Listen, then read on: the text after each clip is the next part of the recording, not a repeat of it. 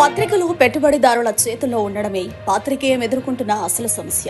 దానివల్ల నిజాలు బయటికి రావు, అబద్ధాలు నిజాలుగా చలామణి అవుతుంటాయి. అలాంటప్పుడు ప్రజల్లో విభేదాలు చోటు చేసుకుంటాయి. ఆ తర్వాత సమాజం ఎలా వెళుతుందో, ఎలాంటి దారిలో పయనిస్తుందో ప్రత్యేకంగా చెప్పాల్సిన అవసరం లేదు. అందుకే పాత్రికేయం అనేది 4వ స్తంభంగా నిటారుగా నిలబడాలి. అప్పుడే ప్రజాస్వామ్యం బలంగా ఉంటుంది. ఆ మధ్య పాత్రికేయానికి సంబంధించి నిర్వహించిన ఓ సమావేశంలో సుప్రసిద్ధ పాత్రికేయుడు బాలగుమ్మి సాయినాథ్ చేసిన వ్యాఖ్యలు, ఇప్పుడు ఏపీలో 2 ప్రధాన పత్రికల వల్ల సాగుతున్న తీరుపై బాలగుమ్మి సాయినాథ్ చేసిన వ్యాఖ్యలకు అద్దం పడుతోంది. సాక్షి మార్కెట్లోకి రాకముందు తెలుగునాట ఈనాడు ఏది చెప్తే అదే శాసనం, ఏది రాస్తే అదే నిజం. సారా మీద నిషేధం విధించాలని ఈనాడు రాతలు రాస్తే అప్పట్లో ఉద్యమాలు జరిగాయి.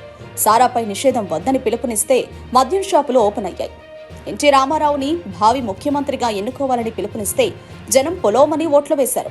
ఎన్టీ రామారావు వద్దు, చంద్రబాబు నాయుడు ముఖ్యమంత్రి కావాలి అంటే ప్రజలు అలానే చేశారు.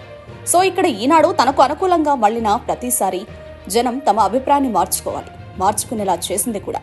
కానీ ఎప్పుడైతే ప్రత్యామ్నాయ పాత్రికేయం అనేది సాక్షి రూపంలో బయటకు వచ్చిందో అప్పుడే ఈనాడు అసలు రూపం ప్రపంచానికి తెలియడం ప్రారంభమైంది. ఇప్పుడు ఏపీలో ఎన్నికల నేపథ్యంలో ఈనాడు ఇష్టానుసారంగా రాస్తుంది. ఏకంగా ప్రతిపక్షం స్థానంలో కూర్చున్నట్టుగా జగన్మోహన్ రెడ్డి ప్రభుత్వాన్ని విమర్శిస్తుంది. ఈ విమర్శ ఒక స్థాయి వరకైతే బాగానే ఉంటుంది. దానిని ఇప్పుడు ఈనాడు దాటేసింది. అలాంటప్పుడు విశ్వసనీయత అనే పదానికి అర్థం ఎక్కడుంటుంది? పైగా గతంలో కాంగ్రెస్ ప్రభుత్వానికి వ్యతిరేకంగా రాసినట్టు ఈనాడు ఇప్పుడు జగన్మోహన్ రెడ్డి ప్రభుత్వాన్ని విమర్శిస్తూ రాస్తోంది. ఇందులో విమర్శ సహేతుకంగా ఉంటే బాగానే ఉంటుంది. కానీ అది టీడీపీ కోణంలో ఉండడమే అసలు విషాదం. ఇక ఈనాడు ఆంధ్రప్రదేశ్ ఎడిషన్లో గురువారం సాగునీటి ప్రాజెక్టులకు సంబంధించి గొప్పగా చేస్తామని చప్పగా ముగింపు అనే శీర్షికను ఒక కథనం ప్రచురితమైంది. జగన్మోహన్ రెడ్డి ప్రభుత్వ హయాంలో సాగునీటి ప్రాజెక్టులకు ఏమాత్రం కేటాయింపులు లేవని, ఏపీలో నీళ్లను మొత్తం వృధా చేశారని ఆరోపిస్తూ ఈనాడు కథనం ప్రచురించింది.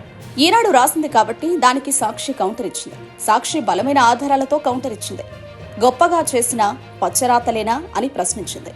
నాడు బాబు నిర్లక్ష్యంపై ఎందుకు ప్రశ్నించలేదంటూ ఈనాడును దెప్పిపొడిచింది. ఈనాడు గురువారం రాసిన వార్తా కథనానికి సంబంధించిన క్లిప్పింగ్ను ఈ కథనానికి జత చేసింది. ఎన్నికలకు ముందే ఇలా 2 ప్రధాన పత్రికలు బట్టలు చింపుకుని బజార్లో పడుతుంటే ఎన్నికల నాటికి పరిస్థితి ఎలా ఉంటుందో కేవలం ఈనాడుకు మాత్రమే కౌంటర్ రాసే సాక్షి ఆంధ్రజ్యోతిని ఎందుకు పట్టించుకోవడం లేదు?